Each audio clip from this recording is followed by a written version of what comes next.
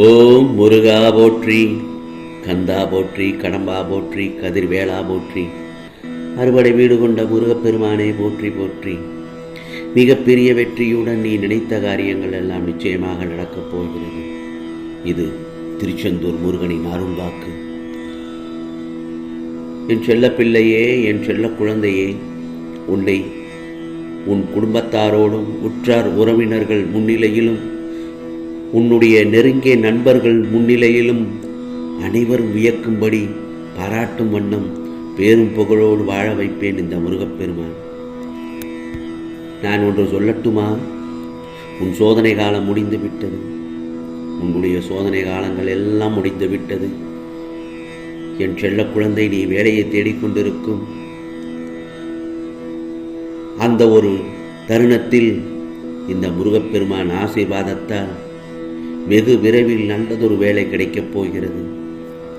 உனக்கு வேலை கிடைப்பதில் உள்ள தடைகள் எல்லாம் நீக்கப்பட்டு நீ நினைத்த வேலை கிடைக்க வழி கிடைத்துவிடும். வேலை விஷயமாக தேர்வு எழுத போனாலும் அல்லது நேர்முக காணலுக்கு போனாலும் முருகா முருகா முருகா சரவண பவா என்று என் நாமத்தை மனதில் உச்சரித்து கொண்டிருக்க நம்பிக்கையோடு சொல். பிறகு வார், அதிசயங்கள் பல நடக்கும். நினைத்ததெல்லாம் நடக்கும். என் செல்ல குழந்தைக்கு முழு வெற்றி கிடைக்கும். தடை கதவுகள் எல்லாம் திறக்கப்பட்டு நீ விரும்பிய நல்லதொரு வேலை கிடைக்கும். ஆம் செல்லமே. பிறகு மன நிம்மதியோடு சமுதாயத்தில் ஒரு மதிப்போடு எதிர்காலத்தில் எல்லா வசதிகளுடன் வாழ வைப்பேன் நான். இப்பொழுது உனக்கு மகிழ்ச்சி தானே? அந்த மகிழ்ச்சி பாதையில் செல்ல இருக்கிறாய். ஏனென்றால் உன் கர்மா எல்லாம் முடிந்து விட்டது. என் வார்த்தையில் முழு நம்பிக்கை வை. நீ எதையெல்லாம் தேடினாயோ அல்லது எதையெல்லாம் விரும்பினாயோ நிச்சயமாக அது உன்னை தேடி வருகிறது. நீ சில நேரங்களில் நீ இழந்ததை பற்றி நினைத்து கொண்டே இருக்கிறாய்.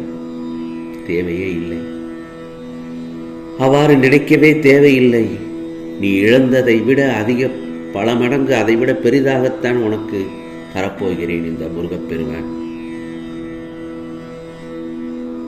நிச்சயமாக உனக்கு சேர வேண்டிய ஒன்று உன் வீடு தேடி வரப்போகிறது. ஏனென்றால் என் செல்லப்பிள்ளை, நீ சிக்கல்களை எல்லாம் கடந்து விட்டாய். நிச்சயமாக நீ போராடும் போது பலர் உன்னை பார்த்து இது வீண் முயற்சி என்று சொன்னார்கள். ஆனால் நீயோ உன் நம்பிக்கையின் முழு வடிவமாக உன் முருகப்பெருமானை நீ நம்பினாய் அல்லவா? அதற்கான பலம்தான் நீ வெற்றி பெற்று விட்டாய்.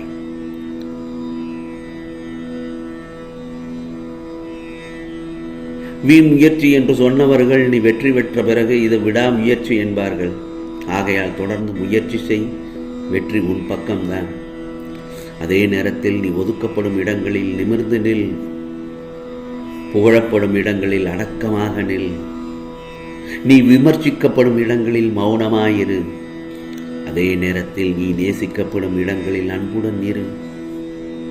ஏனென்றால் உன்னை சுற்றி உள்ளவர்கள் அனைவரும் பிறகு முன்வசப்படுவார்கள்.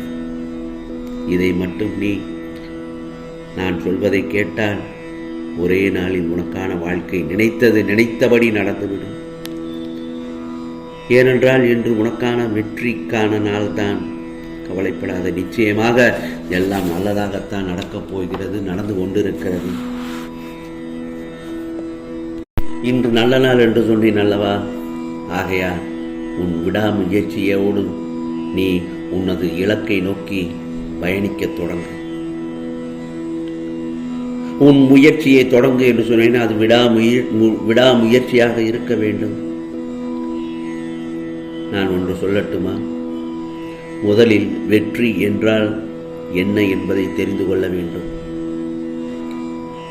அளவுக்கு அதிகமான பணத்தை தேடிச் செல்வதா, இல்லை புகழை தேடிச் செல்வதா, அல்லது உடல் நலத்தை பாதுகாக்கும் வழியை நாடிச் செல்வதா? இல்லவே இல்லை. இவைகள் எல்லாம் வெற்றிகள் அல்ல என் செல்லமே. முழுமையான வெற்றி என்னவென்றால் நாம் வாழ்க்கையில் நிறைவாக வாழ்வதுதான் முழுமையான வெற்றி. மேலும் அடுத்தவர்களுக்கு வழிகாட்டியாக இருக்க வேண்டும்.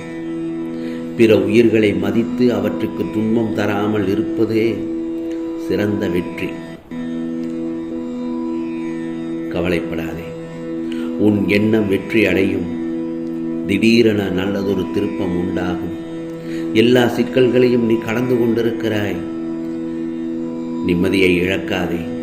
உன் வாழ்க்கையில் முருகா முருகா என்று என் நாமத்தை சொல்ல சொல்ல உனக்கு நான் பொறுமையையும் சில நேரங்களையும் சோதனையும் செய்து கொண்டுதான் இருப்பேன்.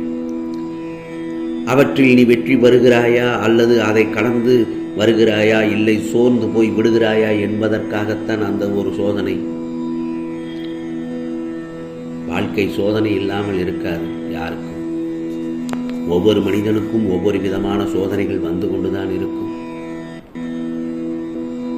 அவற்றையெல்லாம் எதிர்த்து நின்று போராடி ஜெயித்து வருவதுதான் வாழ்க்கை. இக்கரைக்கு அக்கறை பச்சை என்று சொல்வார்கள். நீ பார்க்கும் உனக்கான வேதனைகளையும் வழிகளையும் பார்க்கும் பொழுது நீ கோபப்படுகிறாய், மனம் அமைதி இல்லாமல் தவிக்கிறாய். நீ அடுத்தவரை பார்க்கும் பொழுது ஆஹா அவர் நன்றாக இருக்கிறாரே என்று நீ நினைக்கக்கூடாது. அவரிடம் ஒரு விதமான பிரச்சனைகளும் பலவிதமான பிரச்சனைகளும் அவரிடம் இருக்கிறது. அவர் உன்னை பார்த்தால் ஆகா இவர் நன்றாக இருக்கிறாரே என்று அவர் நினைத்துக் கொள்வார்.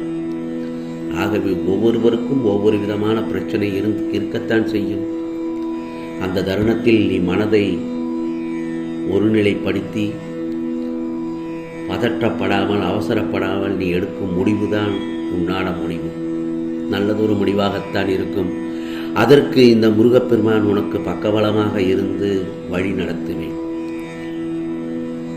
பிரச்சனைகள் வரும் அந்த நேரத்தில் முருகா முருகா என்று என் நாமத்தை சொல்லி என்னை மனதார அழை. எங்கிருந்தாலும் ஏதாவது ஒரு ரூபத்தில் வந்து உனக்கு நான் உதவி செய்வேன். அது மனித ரூபமாகவும் இருக்கலாம், அல்லது ஐந்தறிவு படைத்த ஒரு ஜீவனாகவும் இருக்கலாம். ஆகவே யாரையும் எந்த இடத்திலும் நிராகரித்து விடாதே. ஏதாவது ஒரு வகையில் எல்லோரும் உதவி செய்வார்கள், உதவுவார்கள். ஏனென்றால் அந்த மனதோடு தான் நீ தெளிவாக இருக்க வேண்டும். நீ எதையும் எதிர்மறையோடு எண்ணங்களோடும் யாரையும் பார்த்தால் அவர்களும் பார்க்கின்ற பார்வையும் உனக்கு எதிர்மறையாகத்தான் தெரியும். யாரையும் மனதை புண்படுத்தும்படி பேச வேண்டாம். சிரித்து சிரித்து பேசி கழுத்து அறுப்பவர்களும் இருப்பார்கள். அவர்களிடமிருந்து நகன்று விடு. அவர்களிடம் எதையும் வாக்குவாதம் செய்ய வேண்டாம். அவர்களை எல்லாம் மன்னித்து விடு, நான் பார்த்துக் கொள்கிறேன். ஆகவே உனக்கான இந்த நாள் நல்ல நாளாகத்தான் அமைந்து மிகப்பெரிய வெற்றி, நிலைத்த காரியம் எல்லாம் இந்த முருகப்பெருமான் நடத்தி வைப்பேன். கவலைப்படாதே. இது முருகப்பெருமானின் சத்திய வாக்கு, அருள் வாக்கு.